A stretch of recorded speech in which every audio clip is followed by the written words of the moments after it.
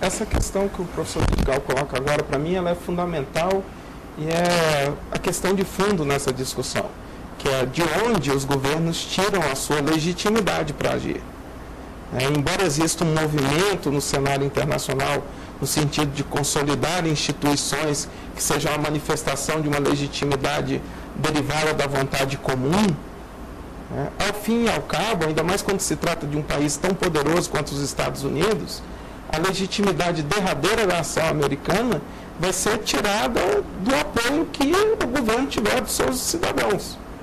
E é com essa legitimidade, no final das contas, que o presidente Obama estava preocupado no momento em que ele autoriza uma ação como essa, independente, o que existe hoje é incerteza, mas parecem haver indícios que mostram, olha, a ordem foi para matar mesmo, ou algo desse tipo, pelo menos na ausência de informação melhor, parece ter sido o que aconteceu, e a preocupação dele era essa, como é que ele legitima essa ação para o público americano, porque para fora das fronteiras dos Estados Unidos, mesmo reconhecendo a importância das Nações Unidas, do Tribunal Penal Internacional e de todo o direito internacional envolvido nesse tipo de questão, o presidente norte-americano, até pelo poder que ele dispõe, ele sabe que ele tem que prestar conta ao público americano. Ele tenta, na medida do possível, cumprir esses acordos que ele também assinou, que o país dele também assinou, mas, ao fim e ao cabo, existe a questão do interesse nacional que vai ser colocada à frente disso quando for julgado conveniente também. Me parece que foi essa a fonte de legitimidade que ele buscou, e a prova de que isso deu resultado são, como você mesmo mencionou, os 11 pontos a mais de popularidade dele na pesquisa realizada logo após a morte do Bin Laden. Nós temos mais uma pergunta de telespectador para encerrar o programa. O Brasil pode esperar uma reação da Al-Qaeda pela morte da Osama Bin Laden? Professor Vidigal. Uma reação no Brasil? Isso. Um ato no Brasil? Muito pouco provável. Inclusive, eu considero que, em geral, a opinião pública ela peca em um aspecto que é incorporar, muitas vezes, a visão de Washington quanto esses assuntos são tratados. Você acha que o americano, vamos dizer assim, que o brasileiro tem uma certa simpatia pelos Estados Unidos? Não, eu gostaria de dizer, sim, há essa simpatia, mas que o Brasil está um pouco fora da lógica desses movimentos terroristas internacionais. E você, concorda? Discorda? Em linhas gerais, eu tendo a concordar. Eu não acho que a gente deva diminuir o grau de vigilância, porque, se a gente recordar, nos anos 90, a Argentina acabou sendo vítima de um atentado terrorista contra o seu principal centro judaico, e era também um país que seria marginal dentro dessa lógica.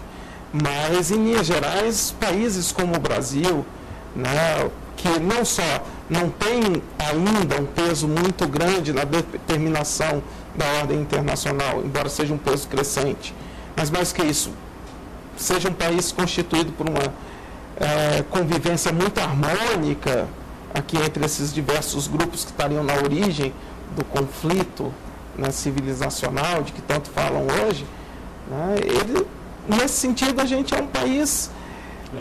logo no Saara, lá do Rio de Janeiro. Exatamente, uma convivência muito harmônica que acaba diminuindo a tensão sobre nós e também a nossa possibilidade de ser vítima. Isso não quer dizer que nossas autoridades não devam ficar preocupadas, porque essa tendência de um aumento da violência, ela pode ser uma tendência mais ampla, global.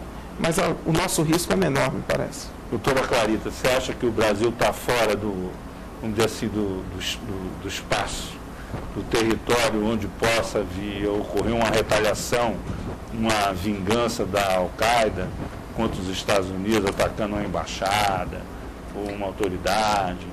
O que você acha disso? Eu também acho pouco provável, como disse o professor Vidigal, até mesmo porque os 8 anos de governo Lula aproximaram muito o Brasil do mundo árabe e do mundo islâmico, o mundo árabe estendido, como coloca o professor Romero.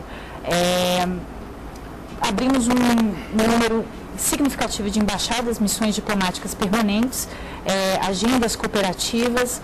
A ABC enfim, viu seu portfólio de ações de cooperação aumentadas justamente para essa região. Então, acredito que hoje o Brasil ele tem um capital político e ele tem um soft power na região que o preservaria.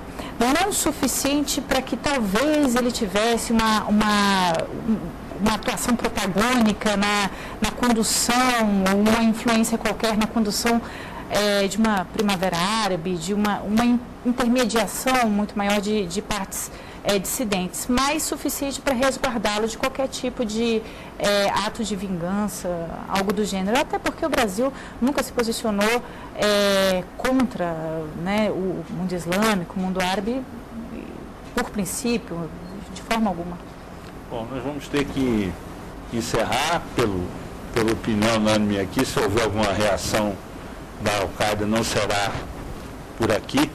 Nós chegamos ao final do programa e agradecemos a presença do professor Carlos Eduardo Vidigal, doutor em Relações Internacionais pela Universidade de Brasília, a doutora Clarita Costa Maia, da Academia Brasileira de Direito Internacional e consultora do Senado Federal, e professor José Romero Pereira Júnior, mestre em Relações Internacionais e professor da Universidade Católica de Brasília.